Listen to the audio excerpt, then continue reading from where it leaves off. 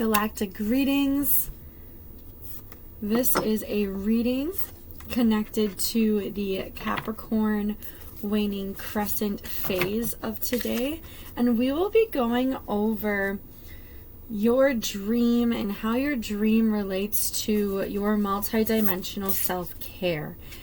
Now, the only other planet within our Milky Way galaxy that is also an earth element like Capricorn is Uranus. Uranus connects to your masculine cosmic third eye chakra. It's all about tuning into other people's channels, tuning into others' natural abilities. And how do you nurture yourself? By tuning in to the right frequencies around you to prepare for the next lunar cycle. So let's see what's going on here.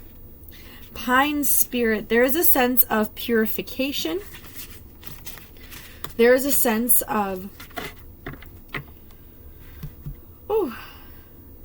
bison spirit is coming through. I know bison spirit graze upon pine needles. They eat them. So an immense abundance. It's almost showing like I'm getting a visual. It's showing your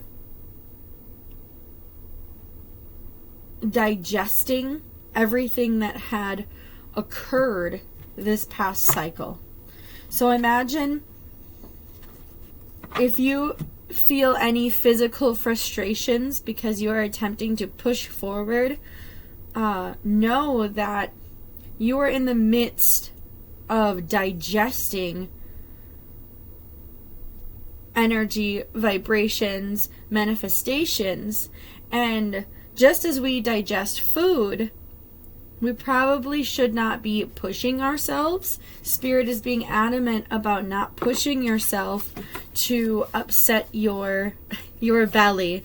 And they're highlighting your solar plexus. So to not upset your support system, to not upset your identity, your health.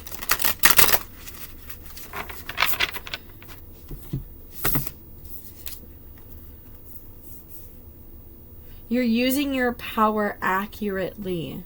There's a sense of placing a crown on your power. I love that this card is coming out.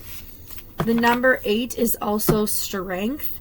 So there is strength within the power you are yielding, which I feel as though there may have been a confusion of you not feeling strong while you are digesting.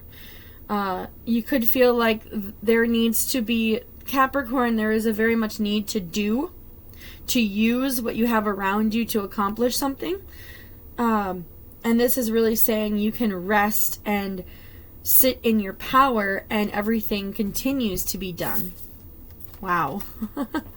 That is quite powerful. Now, how can you continue to receive confirmation that your cycle is coming to a completion? What is something that the collective can look out for? Ooh, the volcano. Relationships express, don't stagnate. This is quite interesting. And I'm smiling because the spirits are really giving me a visual of digesting, and it's almost like I'm getting two different people. The first group of people, it's almost like heartburn. Like what they're digesting has a lot of fire, has a lot of energy, and it can feel like heartburn. And if you've ever had heartburn and someone else comes up to you and is attempting to conversate with you, you could be a bit rash, right? And they're kind of like, whoa, What's going on? And what's unique is it's showing how do you use your power in those situations, and who you are expressing yourself to. Do they know that something could be up? Do they have the emotional intelligence to understand, oh, that's out of character. Let me ask what's wrong. Or do they not know you emotionally and they are distorting you, right?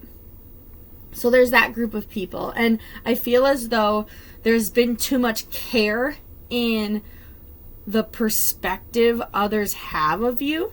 And personally, you should not care about the perception others have. That is their perspective, not your truth. Then there is the other aspect of relationships where, again, with the digestion of burping, that sense of relief. And are there people around you that giggle and say, like, good chef or something, where they joke around about the burp? Or are they embarrassed? So it's really highlighting the relationships you have around you.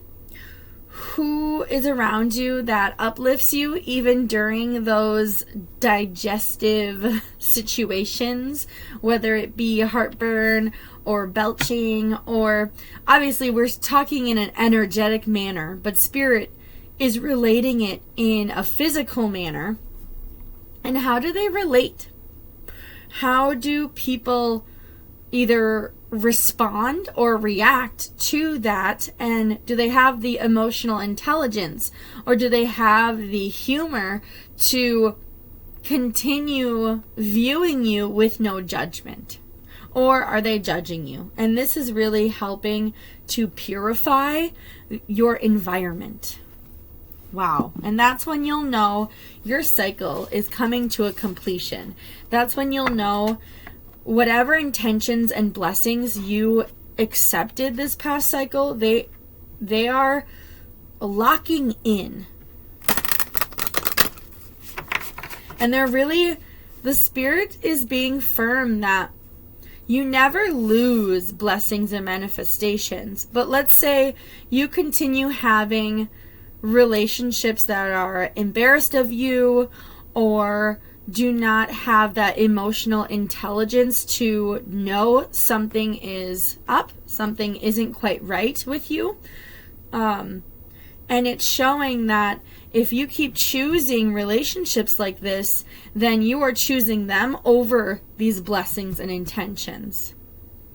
And that's when we can misinterpret our own truth, and the universe reads it as, oh, they would rather have the relationships than the blessings that they have been working towards. So then it almost feels like it's the blessing is slipping away. I can see it like slipping away, when really it's you are exchanging the energy, because that blessing would not have survived in that environment. They're really showing me a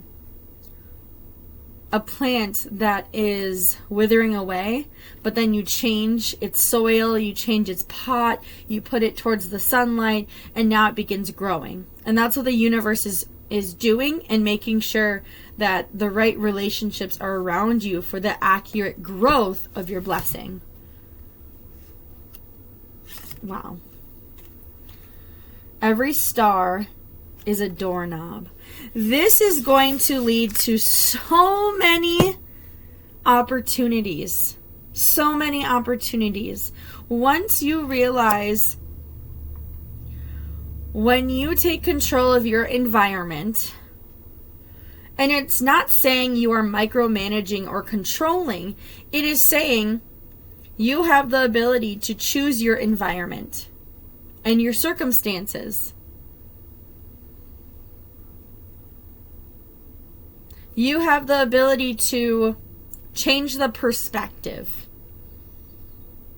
So physically, we look up to the sky, we see stars. This is saying, what if each star was an opportunity, a a doorway, right? That we can open. So first we must see it. We're envisioning the star being a doorknob, and now we're opening it. They're saying you must envision your power of confronting these relationships as opportunities to entering a multitude of blessings. This is actually how you finish what you've been working towards. Wow. Wow, wow, wow. Now, let's get some information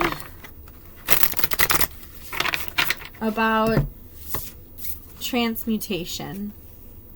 We have an Earthseed guide, the whale spirit. I always see whales as cosmic whales traveling through multidimensional planes. They're wanting to teach about tenderness,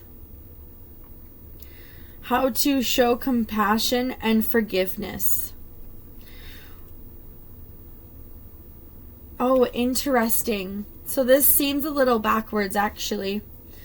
Something that needs to be transmuted is you, within your power, can feel guilty for not forgiving those relationships that are embarrassed of you, for not forgiving the relationships that do not have emotional intelligence with your emotional aspects, right? That needs to be transmuted, okay? There is now, the whales are really showing a time to show compassion to yourself, to forgive yourself for always forgiving others and placing the blame on you. That has created a blockage to all of your opportunities. That has created stagnation of your own power. That's almost like giving away your power. There wasn't a balanced reciprocity between you and those relationships. And it's time to forgive yourself and be tender to you. So really call upon whale spirit. Actually, I love utilizing this book. So let's get a little bit more information. Here, let's see.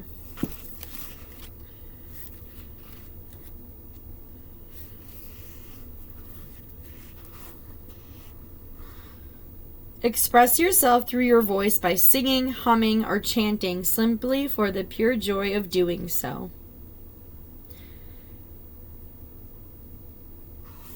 Now,